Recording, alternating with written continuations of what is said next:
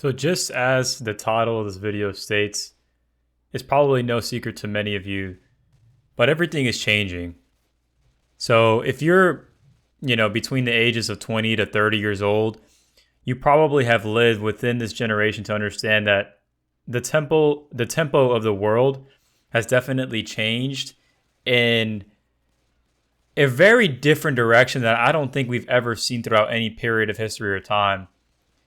So it makes it really hard for, certain events in past history. Sure, there's some similarities, some semblance, but they've never had the means and medium of communication happening as instant as it does across the world. Word or messages took time to spread or travel, which had its own meanings and potentialities of manipulation and disruption and plotting and scheming and all this different kind of stuff, right? So it's very different than how we study history versus how the world works now. All that to say, right, everything is changing in that regard, but in a very capitalistic sense. Where most of you probably can see, right, it's harder to get a job nowadays. Very hard for most people to just go up to a job site, job place, and just say, hey, this is my experience. I'm looking for this kind of position. Can I get an interview? That almost never happens nowadays. And the reason why is because they put so many gatekeeping barriers behind things, like, oh, you have to apply online, or the manager's not in, or you're going to have to speak to this person and that person. They've formulated a system that gatekeeps people from essentially achieving that. When I see those things and those roadblocks, or some people say just, difficulties or challenges, it kind of encourages me to push back, right? And there are people that still appreciate you pushing back. There are still managers and people that work within the workplace that see your hunger and your pursuit and perseverance. And if anything, it's almost like subtly it's a test from the employer to see how far you're willing to go. Some people will argue, well, if they're wanting me to go this far, then I don't even want to work here in the first place. And that's fair, completely granted, right? Like, you deserve to work wherever you want to work at, but at the same time, the same merit, something drove you to want to work at that workplace, right? And you can either see that as a challenge, as a means of, wow, maybe I can actually put myself out there in a way where it's not directly yes or no, right? It's not like I'm not just getting spoon-fed my opportunity and chance. I have to fight for it. I have to work for it a little bit. And that's exactly what's actually happening right now with everything else. Right? People live in comparison to online media. So I'm thinking Instagram, YouTube, any kind of social media that you think of. People are literally fighting for engagement, followings, attention, just that constant engagement from an audience. And sometimes, a lot of the times I see it's just living a means of a fantasy or means of not living your authentic self. There are so many, I'm sure you guys have noticed or seen, there's so many posts and all these things of one thing that comes into mind, right? I was seeing this article about how there's a company in LA that rents out this scene or a model shoot area of like a private jet, right? It's not actually a private jet, but the background looks like you're on a private jet. And if you notice, that same scene and background has been used thousands of times in people's pictures on Instagram by these people who claim to be online coaches, entrepreneurs, CEOs, business folk. Those are the likes. You guys know what I'm talking about, right? So you look at something like that. Obviously, that company that's hosting that is racking in dough. There's no shortage of people who are trying to live, in some kind of vanity or some kind of means of impressing others to honestly exploit others, right?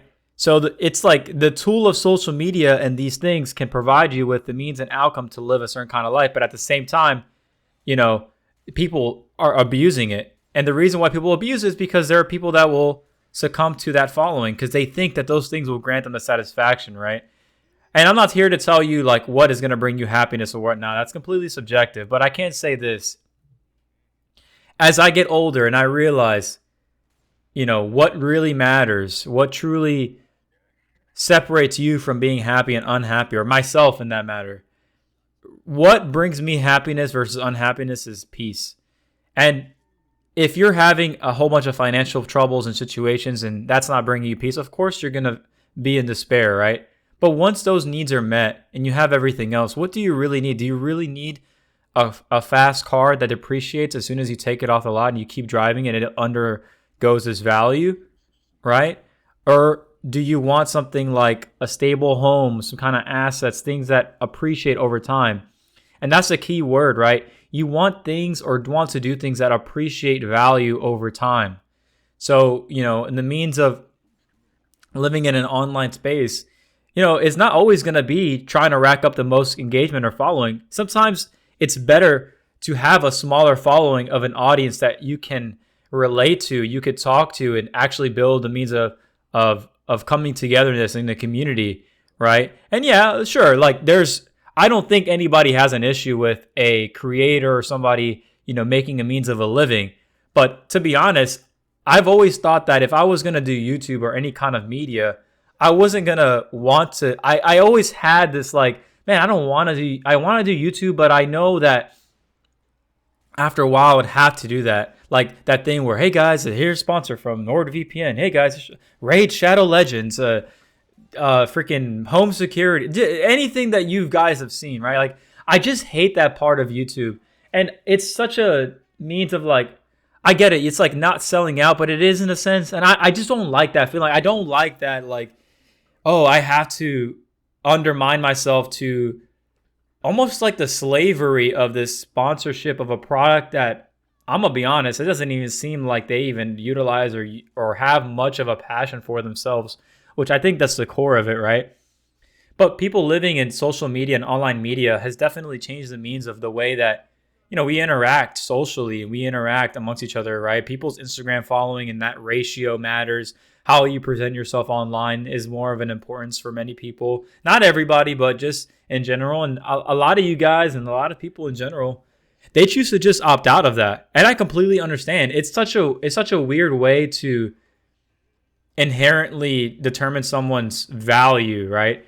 And your impression of somebody can be completely twisted, and you can entirely lose a potential connection with somebody or a relationship or a friend even because of how your social media is kind of set up.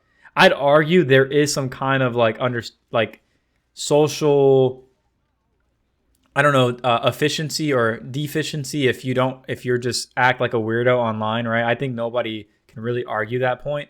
But at the same time, I don't think people should judge as heavily as they do when it means to getting to know somebody as they think online, right?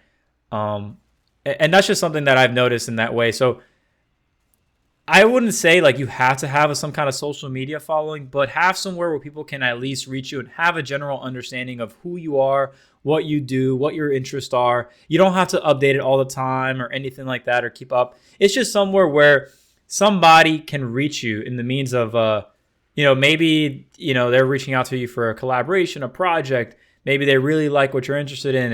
And maybe you meet somebody and, you want to connect with them again. That's a way to do so, right? Phone numbers change, cell services change, but something as static as a online media page, that doesn't ever change. So in case you guys are kind of on the downside of that, just give that another thought. And that kind of leads into another thing, right? I know that really it's just an instant gratification thing. You want to understand somebody without having to do the work to build that relationship, to that sunken cost potentially of getting to know somebody. It turns out they're just this kind of person over time. That's really what that kind of does. And that's really a lot of what's changing, is that the exploitation of your instant gratification, your impulses, right? On a daily basis, that's constantly being exploited. You want the instant gratification of dopamine. You want the instant video that's going to be exactly what you want to see and talk about and hear about. You want to be able to connect with people that instantly want to talk about what you want to talk about on a daily basis, right? And now we're seeing that more in the financial sense. So I was talking with some of my friends, and one of the things that we kind of noticed is that a lot of these Klarna Afterpay services are getting incredibly more popular, right? I've always been somebody where I don't like the idea of borrowing something to pay somebody back just to get that one thing. To this day, I do not like that. I do not like being in debt to other people or being that person that owes money to somebody else, because the person that dictates, who's being owed money to, you're pretty much at their will in a sense, right? Especially when it comes to a modern financial institution. So if you're somebody that uses Klarna, Afterpay, any of these services that you have to pay somebody back over a means of time, like you have DoorDash using Klarna and Afterpay, people sponsoring their trips and flights with Klarna and Afterpay, cash day, payday loans. People are using like means of scamming and bank fraud as a means of like living and thinking that's like normal. None of that is normal. There's no reason why you should be Klarna a game, Klarna or Afterpay some kind of Amazon product. Guys, if you cannot buy it twice, do not buy it at all. And that sounds super rough and super hard to hear, especially when you can just click a button and it's just like, oh, well, it only is going to cost me $20 over 5 months versus, $120 right now. I might as well just go ahead and buy it. It's like, no, because it's not going to be $120 anymore. You're going to pay likely $140, $160 over the time of the entire loan or whatever it is. And you're still going to be in debt to somebody else potentially, right? Like, it's like this. And the reason, it's not so much about the money at that time. It's more so the focus of, why would you put yourself in a position where somebody can leverage that out of you when you don't have to in the first place? Many of the things that you're Klarna and Afterpaying are not even things that you need. You don't need to Klarna and Afterpay a flight or a trip to Miami, or do this, buy this car part on freaking Klarna, buy this trip to a music concert or festival. These are all things that are controlled by your impulses. These are all things that like you want. You don't need any of these things. I've seen that so many times, these Affirm services and stuff. And I'm like, why would somebody use this? I never thought this, but it's apparently a lot more popular than I thought. I saw an article that was like 60% of people that went to Coachella used Klarna or Afterpay or some kind of service to fund the means of them buying their tickets, which is just insane. If you cannot afford to buy it with your own money, why would you buy it at all? Guys, if you are somebody that can see past this and you understand that this is just a means of controlling, your psychology as a human being, you can really free yourself from a lot of the stuff that is going to start happening in a more hyperinflated sense in the next decade to come. Which kind of follow along to like the ultimate part of this video. Control your impulses. You are being exploited for who you are as a human being and the psychological profile that you have. We all have wants and we all have needs, but at the end of the day, your wants sometimes that's what advertisement does. They make you think that your wants are actually your needs. They somehow cross those wires in your brain over a period of time, and eventually you cave in, right? Like the past, I don't know, maybe 2 to 3 months, I've been wanting a new graphics card for so long. And I have a NVIDIA 2070, which is still a great card, holds up to this day for everything that I need to do, except maybe play modern games at like the highest settings. And I'm thinking to myself, I'm not even going to be a person that's going to be playing video games that much. I have, things that I need to study for work, certifications that I want to obtain that I'm on the process of obtaining still. So I've started that path and I'm well on my way. So I'm like, why would I invest into something that I know is going to be taking more of my time in a way that wouldn't even be productive to me? You know what I mean? Like I'm tricking myself in that way. And I kind of realized that. And instead of using that money to buy a video card, what I did was I got some old suits that I found online.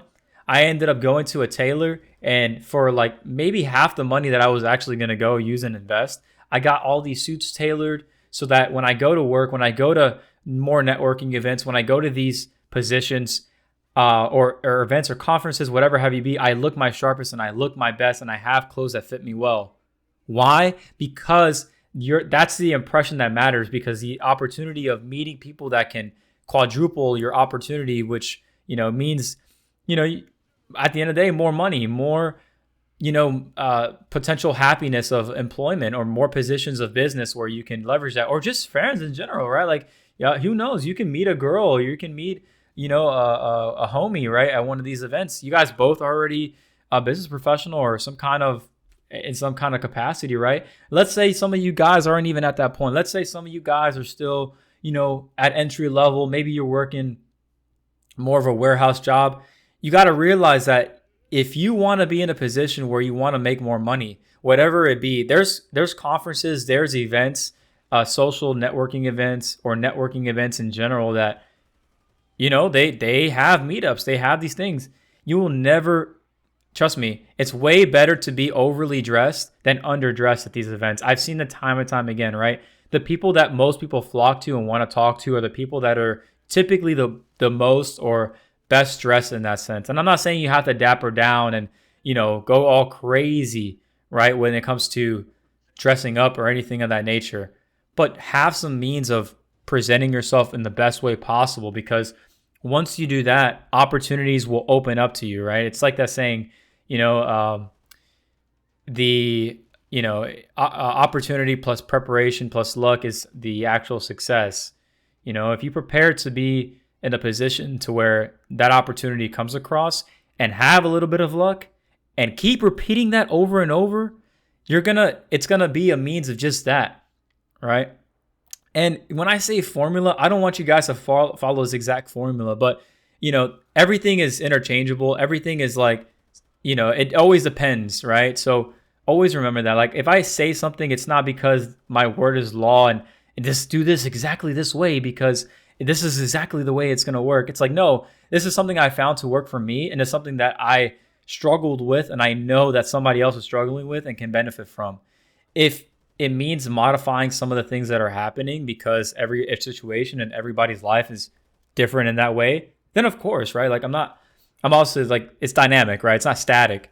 So just keep that in mind, right? And it's at the end of the day, guys, it's getting incredibly competitive in many facets of life. And we say it's competitive because there used to be a standard of, how things used to be. It used to be, I guess, more lax in that way. But you have to understand that, and this is maybe a little bit more opinionated, if you're in America, right, there are millions of people that, despite what you may hear online, despite what people say in politics and stuff, there are people fighting tooth and nail to get here by any means necessary, right? Because the opportunity of potentially making an income and opportunities of starting a business are unlike anywhere else in the world, right? Some people may argue that in of itself, but then it goes back to the same point. Why are many people willing to come here, sometimes even risking their lives, right? Regardless of politics or what you may think is right or wrong in that sense, there is a value there. And especially if you live in this country, really think about that value, right? Think about that opportunity. Take advantage of it, right? And if you don't live in America or the United States for that matter, and you live in another country, you just have to make the most out of the situation of what you have around you. And if you don't like that, then, make it the means of, taking life by the balls, understanding your challenges and your obstacles, and doing what you can with what you have. And sometimes creating opportunities completely from just what you have, right? Because at the end of the day, that's what this channel is about. The reason why I call myself White Pill Brian is because, there is that manosphere, red pill, black pill, all that stuff. At the end of the day, what the white pill really is, it's just an understanding of the ways of the world and having more of a hope to understand that, I have all of these things that can potentially limit me. There's all these things that are going on. There's all these excuses and all these reasons as to potentially why I can have a means and a way out, right? But at the end of the day, I'm not just going to roll over. I'm not just going to be a bitch to my life. I'm not just going to be a sucker to my circumstances. I'm not just going to be a sucker to my mentality. I'm not just going to allow people to dictate who I am.